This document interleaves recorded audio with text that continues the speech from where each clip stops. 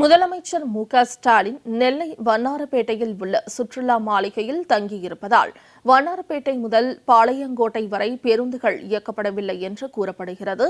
இதனால் பள்ளி மாணவர்கள் அவதியடைந்த நிலையில் இதுகுறித்து எமது செய்தியாளர் செல்வராஜ் நேரலையில் வழங்கும் கூடுதல் தகவல்களை தற்போது கேட்கலாம். செல்வராஜ், இதுகுறித்த மேலும் விவரங்களை பதிவு செய்யலாம்.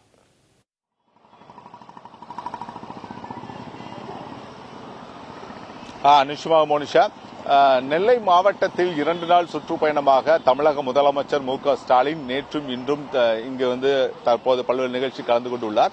குறிப்பாக அரசு நிகழ்ச்சி மற்றும் அவருடைய திமுக கட்சி சார்பாக நிகழ்ச்சி என்பது நடைபெறுவதை ஒட்டி திருநெல்வேலி மாநகராட்சி பகுதிக்கு உட்பட்ட திருநெல்வேலி சந்திப்பில் இருந்து ஹைக்ரோண்ட் வரை குறிப்பிட்ட பகுதியில் அரசு பேருந்துகளோ தனியார் பேருந்துகளோ 4 சக்கர வாகனங்களோ 2 சக்கர வாகனங்களோ எந்த வாகனங்களும் இயக்கப்படாமல் பொதுமக்கள் பெரும் சிரமத்துக்கு ஆளாயுள்ளார்கள்.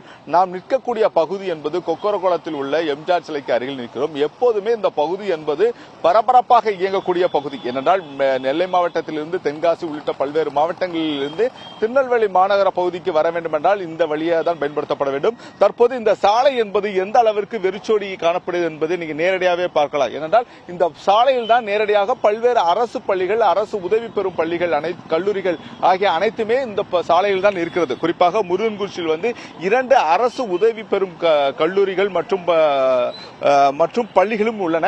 அதே போல பாளையங்கோட்டையில் மாற்றுத்திறனாளிகள், குறிப்பாக காதுகேளாளர் மற்றும் பார்வையற்றோரோட பள்ளிகளும் இந்த பகுதியில் தான் இருக்கிறது. தொடர்ந்து இந்த பகுதி முழுவதுமே தற்போது எந்தவித வாகனங்களும் இயக்கப்படாத காரணத்தால் பொதுமக்கள் பெரும் சிரமத்துக்கு ஆளாகியுள்ளார்கள். குறிப்பாக இந்த பகுதியில் இருந்து செல்லக்கூடிய பொதுமக்கள், குடியிருப்புக்கு பகுதியில் பகுதிகளுக்கு செல்லக்கூடிய பொதுமக்கள் கூட யாரும் காவல்துறை என்பது அனுமதிக்கப்படவில்லை. ஏனென்றால் சாமானிய முதலமைச்சர் என தெரிவிக்கக்கூடிய தமிழக முதலமைச்சர் ஸ்டாலின் இந்த அளவுக்கு திருநெல்வேலி மாவட்டத்தில் தன்னுடைய வளர்ச்சி பணிகளோ மற்றபடி பணிகளுக்காக வந்த போதிலும் பொதுமக்களுக்கான பெரும் சிரமத்தை ஏற்படுத்தியுள்ளார்.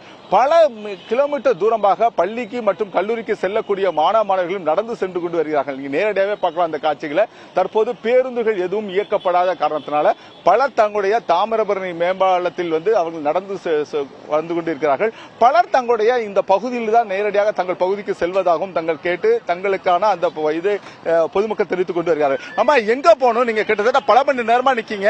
அம்மா, எங்க போகணும் சொல்லுங்கம்மா. எங்க தொடர்ந்து இந்த பகுதி மட்டும் இல்லாமல் பலர் தங்களுடைய அந்த பகுதியிலிருந்து வரக்கூடிய பொதுமக்களும் நேரடியாக இந்த நிற்கக்கூடிய சூழ்நிலை இருக்கிறோம். குறிப்பாக நடந்து பல கிலோமீட்டர் தூரம் வரக்கூடிய பொதுமக்களும் நேரடியாக பார்த்துக் கொண்டிருக்கிறோம். ஏனென்றால் இந்த பகுதியில் பல பிரதானமாக சொல்லப்படுகின்ற நெல்லை மாவட்டத்தில் பிரதானமான சொல்லக்கூடிய பகுதியே இந்த பகுதியாக இருக்கும்.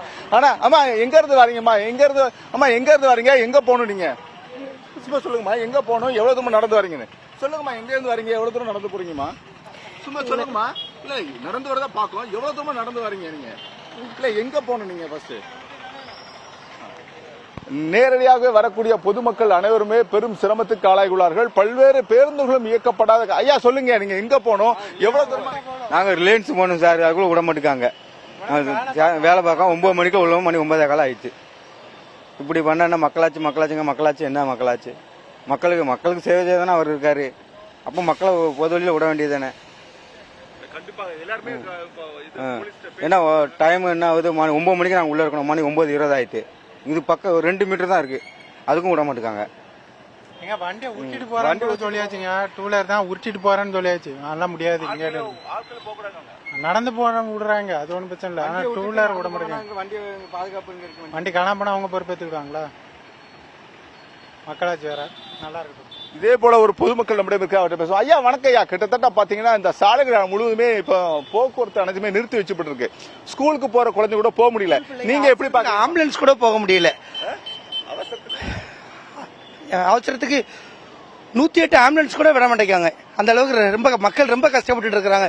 ஒரு நாள் வரலாம், பெரிய தலைவர்கள்லாம் ஒரு நாள் வரலாம். சரி, 2 நாள் ஒரு ஊர்ல கேம்ப் பண்ணாங்கன்னா மக்களோட நிலைமை, அத்தியாவசிய வாழ்க்கை, அன்னாட பொழப்பு நடத்துறவங்க அவங்க பாட்டுல ரொம்ப திண்டாட்டம். ஃபுல்லாவே விட மாட்டேங்காங்க. ரொம்ப கஷ்டமா தான் இருக்குது. இல்ல, குறிப்பா பாத்தீங்கன்னா தென்னிந்தியாவின் ஆக்ஸ்போர்டு பாளையங்கோட்டை. இப்ப பாளையங்கோட்டைக்கு செல்லக்கூடிய குழந்தைகள் கூட பள்ளி நேரத்துக்கு சரியா செல்ல முடியாம பேருந்துலாம் நிறுத்தி வைக்கப்பட்டனால நடந்து போறாங்க. இதை நீங்க எப்படி பாக்குறீங்க?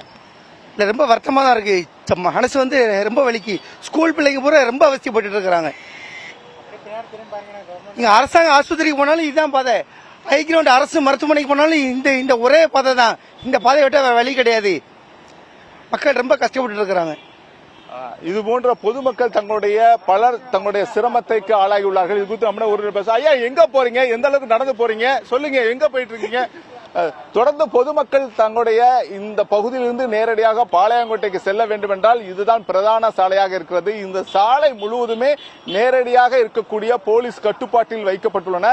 முதலமைச்சருக்காக இந்த சாலை என்பது பல மணி நேரமாக தற்போது இந்த பகுதியில் போக்குவரத்து என்பது எந்த இயக்கப்படாத காரணத்தினால் பொதுமக்கள் பெரும் சிரமத்துக்கு ஆளாகியுள்ளார்கள்.